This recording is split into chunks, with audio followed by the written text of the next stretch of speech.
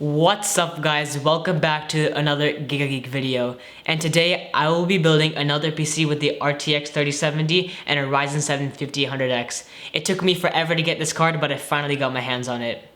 Also, make sure to like, comment, subscribe, and share this video, and check the eBay link in the description below. And without any further ado, let's begin.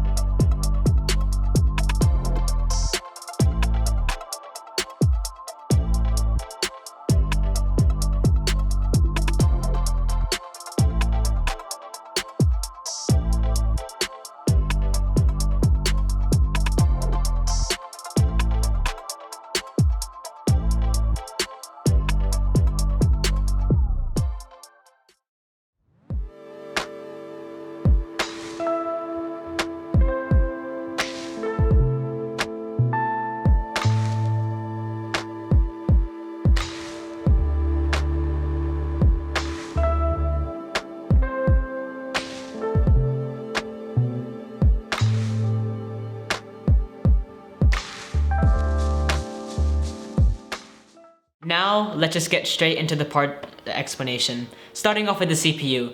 I chose the Ryzen 7 5800X. It's probably the most powerful CPU I've worked with. It has 8 cores and 16 threads. It's an absolute beast. It's on the new Zen 3 architecture, and it has a 3.7 GHz base and a 4.7 GHz max. Now, let's move on to the CPU cooler. Since this Ryzen 7 gets pretty hot, I chose the MSI Mag Core Liquid 240R. It's a 240mm AIO, and I also use this in the i7-9700K build. Go check that out if you haven't already. And the CPU cooler kept the i7-9700K under 70 degrees Celsius, which is pretty good. And yeah, now let's move on to the motherboard. This is the Gigabyte B550 Aorus Master. It's a bit overkill, but it was bundled with the GPU, so I had to use it. But anyways, it's a pretty nice motherboard. It has 16 phases, which is absolutely insane. You could even throw a 5950X in here with no issues whatsoever. But keep in mind, if you're ever going to use a 5000 series CPU with this motherboard, make sure to flash the BIOS, or else it won't post to the screen, which wouldn't be good. But anyways, now let's move on to the RAM. The RAM I chose was a G.Skill Trident Z RGB. It's really good RAM, and I like it first of all because it has RGB, and its speed is 3600 megahertz, which is a sweet spot for Ryzen 5000. Now let's move on to the storage. The storage I chose was an Inland Platinum 1TB drive. Its speeds are 3400 megabits read, and 1900 megabits per second write. It's a really nice drive and it's really fast, but while trying to install it, I kind of mutilated the box because I couldn't find any other way to open it. I don't know why they make such complicated boxes. Anyways, now let's move on to the case. This is the MSI MPG Gungear 110R. It has 4 RGB fans. It doesn't have the best airflow, but the 3 fans make up for that, so it'll keep the GPU and CPU nice and cool. And it has balanced airflow, so I have 3 exhausts, and 3 intakes. And starting off with the I/O, we have a power button, a reset switch, a USB-C, 2 USB 3s, and a microphone and headphone jack. Now let's move into the power supply. The power supply I chose was the EVGA 750GR. It's a 750 watt power supply, which will supply enough power for the entire system with no problem whatsoever. It's 80 plus gold certified, which means that it'll be really efficient for all your needs. And now let's talk about the cable extensions I used with this power supply. These are the Aorus black sleeve cables. I chose black because I think it matches well with the entire system. And also, they have this kind of like shine kind of look to them in a way, so that when the RGB shines onto them, it kind of reflects it, and it looks pretty cool. And they have these combs so that they won't go all over the place, so it looks amazing. And now let's talk about an issue I had with the build and not finding a USB-C port on this motherboard. So unfortunately, this motherboard does not have a USB-C header on it, but the case does, and I don't want to sell a PC that doesn't work properly. So I chose this USB-C PCIe adapter. All I do is you plug in your front panel USB-C connector into here, and you plug it into the PCIe slot over here. I haven't plugged it in yet, but after I'm done filming this video, I'm gonna plug it in to make it a fully complete build. It's GPU time! This is the Gigabyte Aorus Master 3070. It's probably my favorite GPU I've worked with because it looks the best and it performs the best. It has the best cooling solution, it has great RGB, and also it has this cool OLED screen that you can control through RGB fusion. I can't wait to mess around with that when I test this PC.